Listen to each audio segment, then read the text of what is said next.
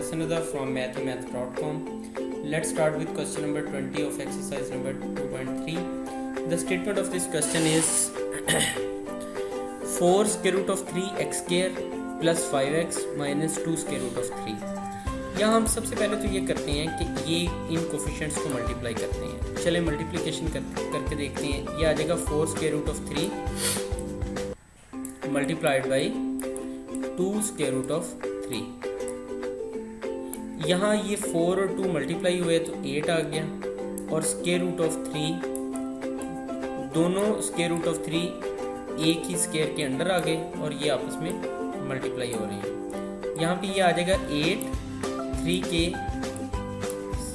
या इनका स्क्वायर आ जाएगा और स्क्वायर रूट आ गया. ये स्क्वायर और स्क्वायर रूट कैंसिल आउट हो गए.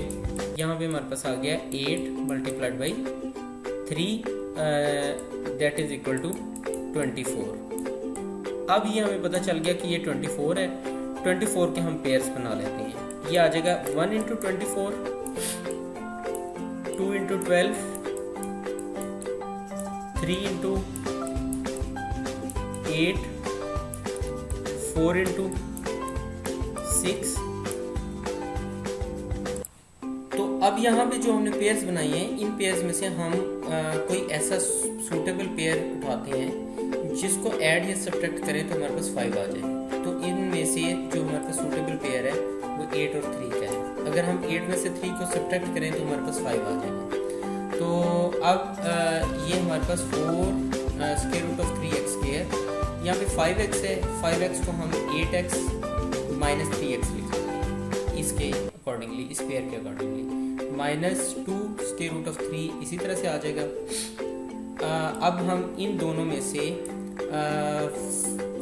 क्योंकि यहाँ पे 4x कॉमन है, 4x को हम कॉमन ले लेते हैं तो यहाँ पे हमारे पास आ जाएगा square root of 3x plus 2.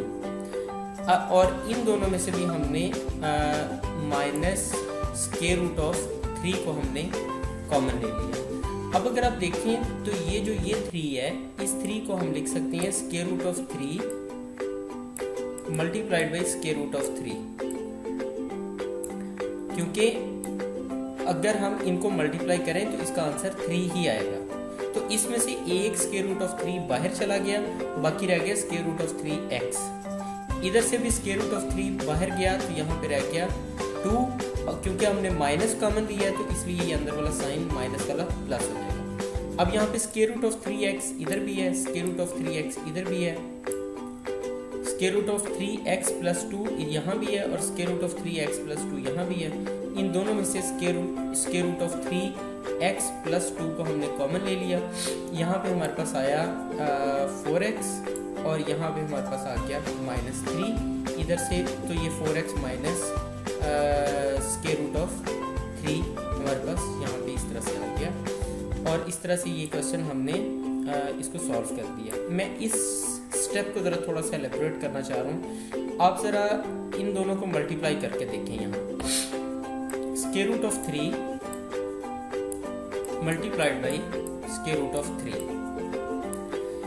इन दोनों के एक स्क्वायर के नीचे स्क्वायर रूट के नीचे रख लें. 3 मल्टीप्लाइड बाई 3 ये हमारे पास आ जाएगा 3 का स्क्वायर रूट.